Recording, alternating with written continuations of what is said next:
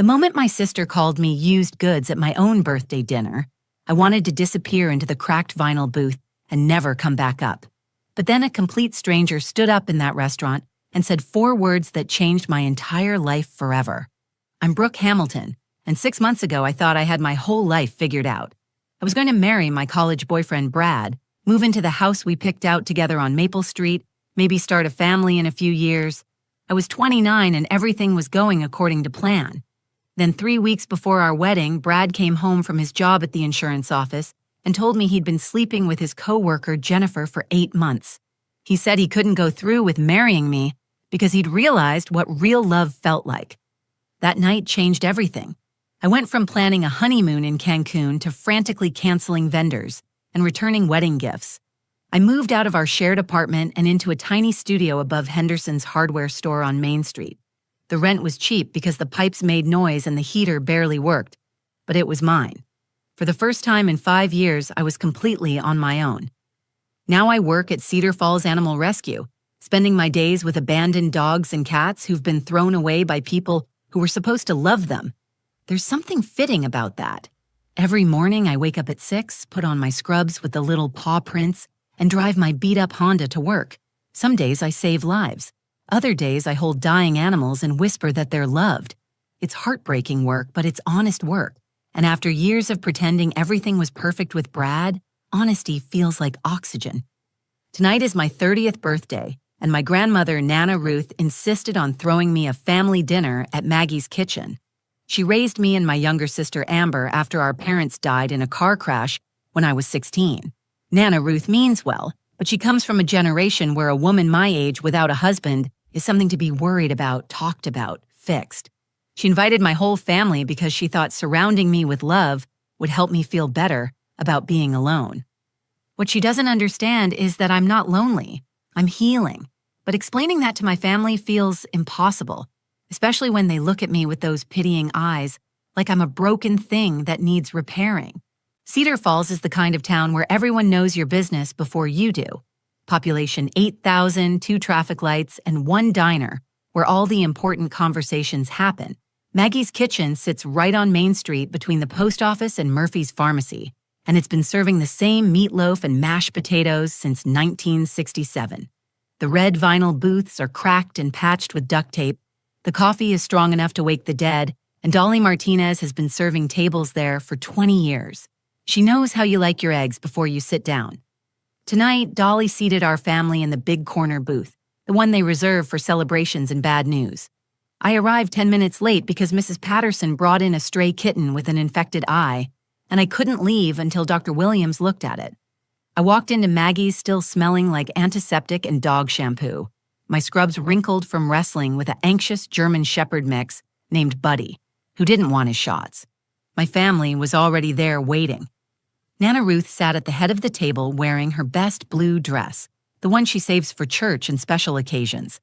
At 72, she's still sharp as a tack, but her hands shake a little when she's nervous, and tonight they were trembling as she smoothed her silver hair. She'd already ordered my favorite chocolate cake from the bakery counter, and it sat on the table with 3 candles stuck in the frosting. My Uncle Pete, Nana Ruth's son, dominated the other end of the booth with his broad shoulders and work-worn hands. At 48, he's been driving trucks for 25 years, and his stories about life on the road usually keep everyone entertained. But tonight, he seemed uncomfortable, fidgeting with his coffee cup and avoiding eye contact. Pete stepped up as our father figure after the accident, walking me down the aisle at my high school graduation and teaching me how to change my car's oil. He means well, but he's never been good with emotional situations. His wife Kelly sat beside him, already 3 sips into her second Diet Coke. Kelly works at the DMV and has opinions about everyone's life choices. She's the kind of woman who asks intrusive questions disguised as concern, then acts hurt when you don't want to answer them. Her perfectly styled blonde hair and fresh manicure made me feel even more self-conscious about my bitten nails and the small scratch on my cheek from an angry tabby cat. Their son, Tyler, 22 and fresh out of college, was practically glowing with happiness. He'd driven down from the state university where he just finished his business degree, and he couldn't stop talking about his girlfriend Rachel and their recent engagement. Tyler's always been the golden child, the one who does everything right and makes it look easy. Tonight, he kept showing everyone pictures on his phone of Rachel's ring, a modest diamond that looked enormous through his proud eyes. My sister Amber arrived just as I did, sliding into the booth across from me with barely a hello. At 24, she's everything I never was, confident, outspoken, and completely sure of her place in the world. She's studying pre-law at the community college and has been dating the same guy, Derek, since junior year of high school. They're talking about getting married after she graduates, and everyone treats their relationship like it's some kind of achievement award. Amber has always been jealous of the attention I got after our parents died, like their death somehow gave me an unfair advantage in Nana Ruth's affections. The conversation started safe enough. Pete told us about his latest delivery to Denver and the snowstorm that nearly trapped him in the mountains. Tyler showed us more photos from his engagement party, and Nana Ruth fussed over whether anyone wanted more coffee. I picked at my meatloaf and tried to look interested, but I could feel the weight of their attention settling on me like a heavy blanket. I knew what was coming. In a town like Cedar Falls, a 30-year-old woman without a wedding ring is an anomaly that needs explaining. Everyone had been dancing around the subject of my failed engagement for months, but tonight felt different. Tonight felt like an intervention disguised as a birthday party. Dolly refilled my water glass and gave me a sympathetic smile. She'd watched me grow up in this diner, celebrated my graduation, my engagement announcement, and now she was witnessing whatever this was going to be. The other customers were settling into their evening routines, but I noticed a man sitting alone in a corner booth with a teenage girl who looked bored and kept checking her phone. They seemed to be having their own serious conversation, the kind that made the girl roll her eyes and cross her arms. I had no idea that stranger was about to change everything. The trouble started when Kelly pushed her empty plate away and leaned forward with that look I knew too well. It's the same expression she gets when she's about to tell someone at the DMV that they filled out their forms wrong, except tonight, I was the one who'd apparently messed up. "So, Brooke," she said, stirring sugar into her fresh cup of coffee, "have you thought about getting back out there? I mean, it's been, 6 months since Brad?" The question hung in the air like cigarette smoke. Nana Ruth's fork paused halfway to her mouth, and Pete suddenly became very interested in the ketchup bottle. Tyler looked up from his phone where he'd been showing Rachel's engagement photos to anyone who'd listen. "I'm doing fine, Aunt Kelly, really." I kept my voice steady and took another bite of mashed potatoes that suddenly tasted like cardboard. "Oh, honey, I'm not saying you're not fine," Kelly continued, her voice dripping with false concern. "It's just that you're 30 now and, well, time isn't exactly on your side anymore. Have you tried those dating apps? I hear they're very popular with young people." Amber snorted into her water glass. "Dating apps are for desperate people," Mom always said. "Your mom never had to worry about finding a husband," Kelly shot back. "She married your daddy when she was 22. Things were different then." Nana Ruth finally spoke up. "Kelly, maybe we should talk about something else. It's Brooke's birthday." But Kelly was just getting started. She'd been holding this conversation in for months, and now she had a captive audience. "I'm just saying, Brooke needs to be realistic. She can't keep working with those animals forever, expecting Prince Charming to walk through the door of some pet shelter." "It's an animal rescue," I corrected quietly. "Whatever it is, it's not a career path that's going to attract the right kind of man. Men want women who take care of people, not strays." Tyler looked uncomfortable, but didn't defend me. Pete cleared his throat like he was going to say something, then didn't. Nana Ruth patted my hand under the table, but even her support felt fragile. "Maybe Kelly has a point," Pete finally said, trying to lighten the mood with a chuckle that fell flat. "You've always been too picky, Brookie. Remember in high school when you turned down Jimmy Morrison for prom? His daddy owns the car dealership now." "I turned down Jimmy Morrison because he tried to look up my skirt in chemistry class," I said. "Boys will be boys," Pete shrugged. "Point is, maybe you need to lower your standards a little. Not every guy is going to be perfect." The words hit like a slap. Lower my standards. As if wanting basic respect was asking too much. As if Brad cheating on me was somehow my fault for expecting fidelity. Amber, emboldened by the family's united front, decided to deliver the killing blow. She leaned back in her seat with a smirk I recognized from our teenage years when she'd get me in trouble just to watch me squirm. Maybe if you hadn't wasted 5 years with Brad, you'd still have time to find someone decent, she said, her voice carrying across the diner. But honestly, Brooke, you're almost 30. Men don't want used women with all that baggage. Used women. The words hit me like a physical blow. I felt my face burn with humiliation as the phrase echoed in my head. Used. Like I was a car with too many miles or a dress that had been worn too many times. Like Brad's betrayal had somehow damaged me permanently, made me less worthy of love. The table went quiet for exactly 3 seconds. Then Uncle Pete let out a nervous chuckle. Well, Amber's not wrong about that. Tyler actually laughed outright, a sharp bark that made me flinch. Harsh but true, sis. Even Nana Ruth, my defender, my champion, gave a small, uncomfortable smile and looked down at her cake. Not agreeing exactly, but not disagreeing either, not defending me when I needed it most. I forced myself to smile and take a sip of water, my hands somehow steady even though my whole world was tilting sideways. This was my family. These were the people who were supposed to love me unconditionally, and they were sitting here agreeing that I was damaged goods. The conversation moved on as if nothing had happened. Kelly started talking about Tyler's wedding plans. Pete mentioned something about his next trucking route. Amber pulled out her phone and started texting Derek. They'd delivered their verdict, and now they were ready for dessert. I sat there mechanically cutting my meatloaf into smaller and smaller pieces, planning my escape. I'd finish eating, make an excuse about an early shift tomorrow, and leave. I could cry in my car where nobody would see me fall apart. That's when I noticed the man in the corner booth stand up. I sat there staring at my plate, watching the gravy congeal around my half-eaten meatloaf, while my family chatted about Tyler's upcoming wedding as if they hadn't just torn me apart 3 minutes earlier. The conversation had moved on so smoothly, it was like watching a movie where someone gets hit by a car and everyone just steps over the body and keeps walking. Kelly was now giving Tyler unsolicited advice about wedding venues. The VFW hall is perfectly nice and much more affordable than that fancy place in Riverside. Your cousin Jenny had a reception there and it was lovely. Rachel really wants something more elegant, Tyler said, scrolling through photos on his phone. Her parents are helping with the cost? Well, when you're paying for it yourself, you'll understand the value of practical choices, Pete chimed in, signaling Dolly for more coffee. Amber was texting furiously, probably telling Derek about the family drama he'd missed. Every few seconds, she'd glance up at me with this satisfied smirk, like she'd just won some contest I didn't know we were having. Nana Ruth was the only one who seemed uncomfortable with how quickly everyone had moved past what just happened. She kept looking at me with worried eyes and pushing the untouched chocolate cake closer to my side of the table. Brooke, honey, do you want me to have Dolly wrap up your dinner? You've barely touched it.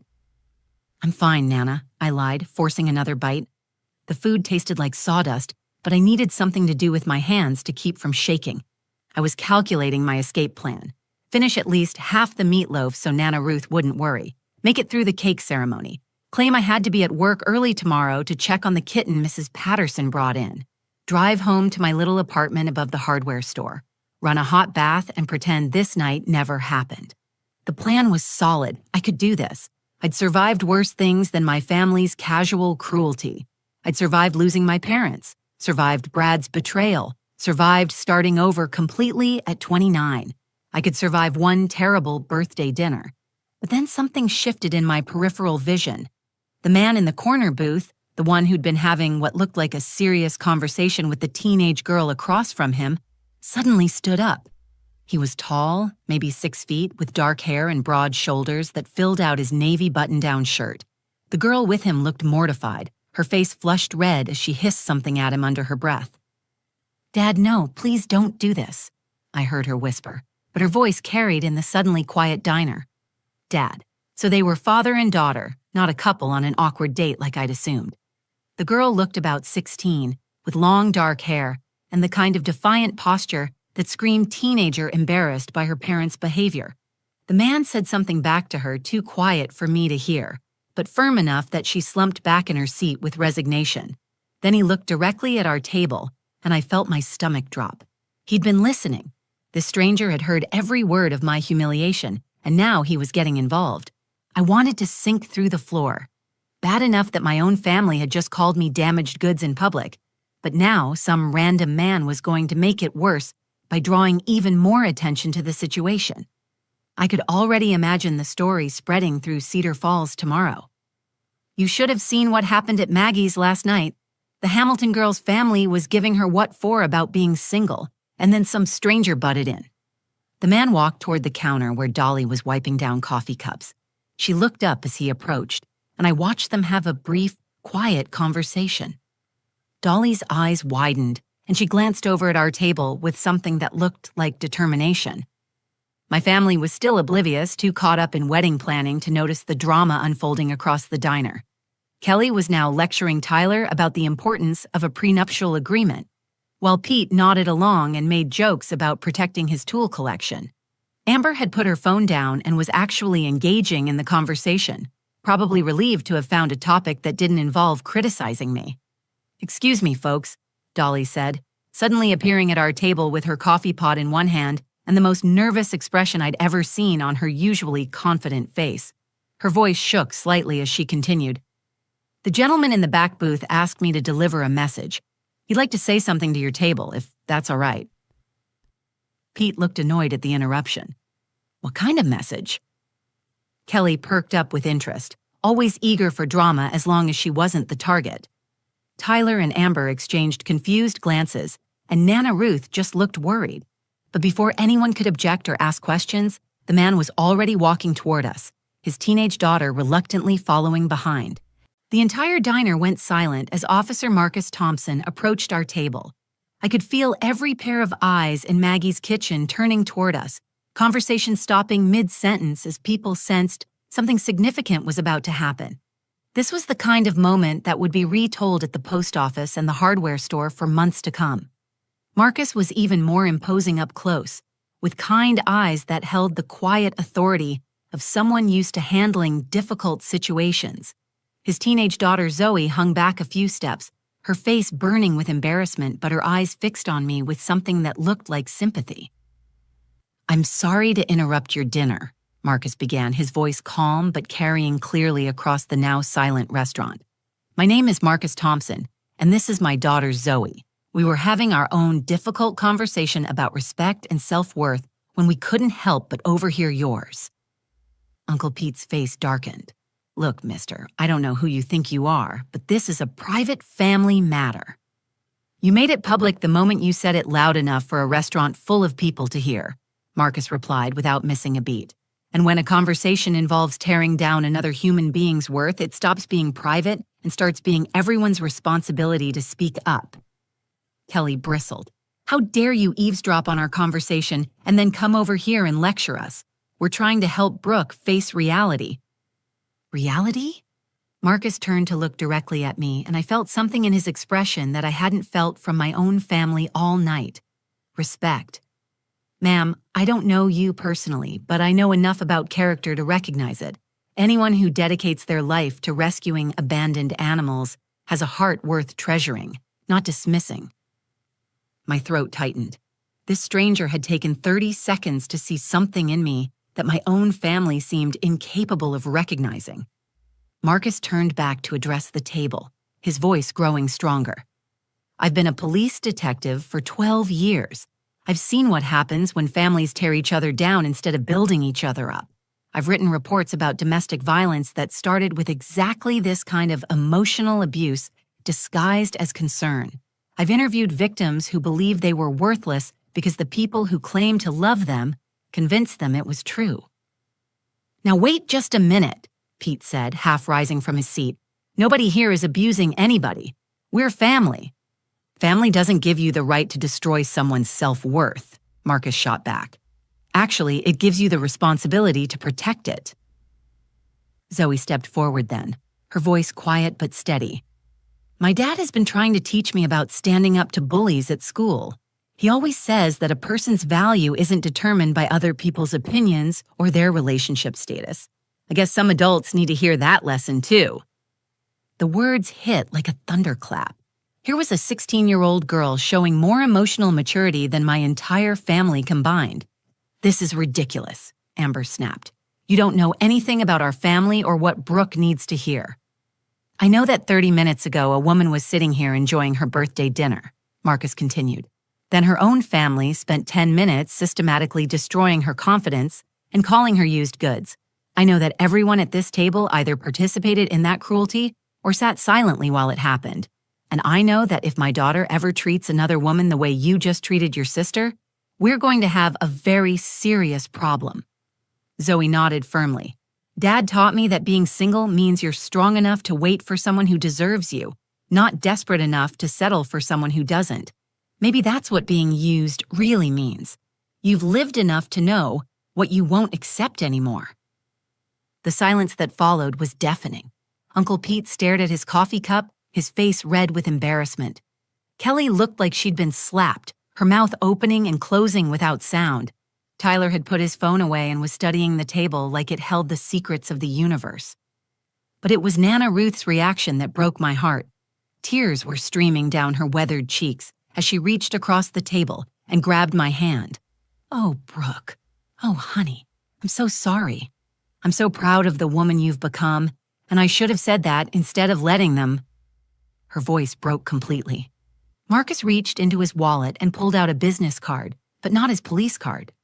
This one was simple white cardstock with black lettering. "I volunteer to teach self-defense classes at the community center every Saturday morning. Confidence starts from within, but sometimes it helps to know you can handle whatever comes your way." He placed the card next to my water glass. "Happy birthday, by the way. 30 is just the beginning of the best years of your life." As Marcus and Zoe walked back to their table, Amber stood up abruptly, her chair scraping against the floor. "This is insane. I'm not apologizing for telling the truth." She grabbed her purse and stormed out of the diner, leaving the rest of us sitting in stunned silence. The truth. As if cruelty and truth were the same thing. The silence that followed Amber's dramatic exit felt like the aftermath of a tornado.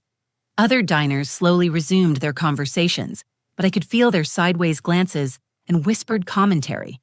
In a town like Cedar Falls, this story would be told and retold until it became local legend. Nana Ruth was the first to speak, her voice trembling with emotion. "Brooke, that man was absolutely right. I've been so worried about you being alone that I forgot to celebrate how strong you've become. You took care of dying animals today, and then you came here and let us tear you down without fighting back. That's not weakness, honey. That's grace."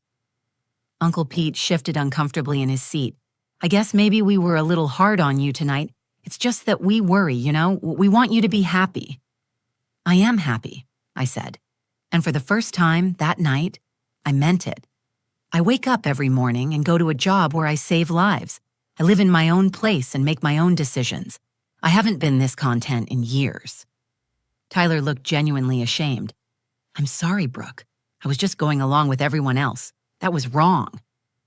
Kelly remained silent, picking at her napkin and avoiding eye contact with everyone. She'd been publicly called out by a stranger for her behavior, and her pride was clearly wounded. But sometimes pride needs to be wounded before healing can begin. As we prepared to leave, Marcus and Zoe were getting ready to go as well. Zoe approached our table while her father paid the check, and she looked directly at me with the kind of confidence I wished I'd had at 16. "I just wanted to say that what happened tonight was really messed up, but the way you handled it was amazing. You didn't yell or storm out or say mean things back. You just sat there with dignity, and that takes real strength." Her words meant more to me than she could possibly know. This brave teenager had just given me a gift I didn't even realize I needed. Over the following weeks, the story of what happened at Maggie's kitchen spread through Cedar Falls, but not in the way I'd feared. Instead of becoming the town's pitied spinster, I became something unexpected. Women approached me at the grocery store to thank me for taking a stand. Even though I'd barely said a word that night, single mothers told me they'd started setting boundaries with their own judgmental relatives. Even some married women admitted they admired my independence. Mrs. Patterson, whose kitten I'd treated the day of my birthday dinner, stopped by the rescue center with a lasagna and a story about her own sister's harsh criticism of her life choices. "That policeman was right," she said. Sometimes strangers see us clearer than family does. 3 months later, Zoe Thompson showed up at Cedar Falls Animal Rescue, asking about volunteer opportunities for her community service hours. She was bright, compassionate, and had clearly inherited her father's sense of justice. Through Zoe, I learned that Marcus was divorced and raising his daughter alone after his ex-wife abandoned them 2 years earlier. He understood something about family rejection that resonated with my own experience. Marcus and I began as friends, bonding over coffee and conversations about raising teenagers and rescue animals respectively. He taught me self-defense on Saturday mornings, and I taught Zoe how to properly socialize fearful dogs. We built something real and honest, based on mutual respect rather than desperation or convenience. 6 months after that terrible birthday dinner, I hosted my 31st birthday at my apartment above the hardware store. The guest list was small but perfect. Marcus and Zoe, Dr. Williams from the rescue center, Mrs. Patterson, Dolly from Maggie's Kitchen, and Nana Ruth, who had become my fiercest advocate for living life on my own terms. Amber didn't come, and I didn't miss her. Uncle Pete and Aunt Kelly sent a card but kept their distance, which suited everyone just fine. Sometimes the most loving thing family can do is give you space to grow. As we sat around my tiny kitchen table sharing chocolate cake and stories, I realized that the stranger who stood up for me that night had given me more than just a moment of validation. He'd shown me what it looked like when someone truly saw your worth and wasn't afraid to defend it. More importantly, he'd taught his daughter to recognize strength in unexpected places and to speak up when she witnessed injustice. The best relationships aren't built on settling for less than you deserve. They're built on recognizing that you deserve more than you ever thought possible. Being called used goods was supposed to be an insult, but I've come to see it differently. Yes, I'm used. I'm used to standing up for creatures who can't defend themselves. I'm used to working hard for what I believe in. I'm used to building a life that makes me proud, with or without someone else's approval. And I'm definitely used to being worth more than people's shallow judgments. If this story resonated with you, please share it with someone who needs to hear that their worth isn't determined by their relationship status. Comment below and tell me about a time when a stranger's kindness changed your perspective. And don't forget to subscribe to the channel for more real stories about finding strength in unexpected places.